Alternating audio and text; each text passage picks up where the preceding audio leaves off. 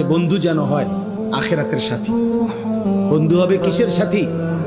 বন্ধু হবে আখিরাতের সাথী, বন্ধু হবে জান্নাতের সাথী, বন্ধু হবে নেক কাজের সাথী।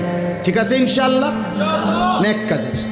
আল্লাহ কোরআনে বলছে, ওই যে আয়াত, ওই আয়াতে আল্লাহ বলছে নেক কাজের বন্ধুরা আমি আল্লাহ তাদেরকে ডাক দেব হাসরের ময়দানে, ইয়া ইবাদি, হে আমার বন্ধুগণ, বান্দাগণ, লা খাউফুন আলাইকুমুল ইয়াওমা ওয়ালা আনতুম তাহজানুন, আজকে তোমাদের কোনো ভয়ও নাই, চিন্তাও নাই।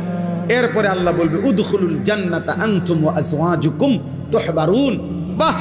আল্লাহ বলবে তোমরা যারা নেক কাজের বন্ধু ছিলা, তোমরা বন্ধুরা একে অপরকে হাত ধরাধরি করে গলাগলি করে আমার জান্নাতে ঢোকো। খোদার কসম, এটা কোরআন কি বলে? হ্যাঁ, এমনকি এই আয়াতের তাফসিরে আছে যে স্বামী স্ত্রী তারাও মূলত বন্ধু।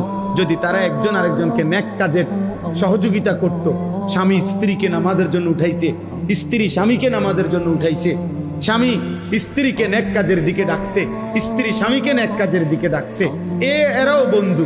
আল্লাহ তাআলা বলবেন এই স্বামী স্ত্রী তোমরাও খুশি খুশি গলাগলি করে হাত ধরাধরি করে তোমরা জান্নাতে ঢোকো।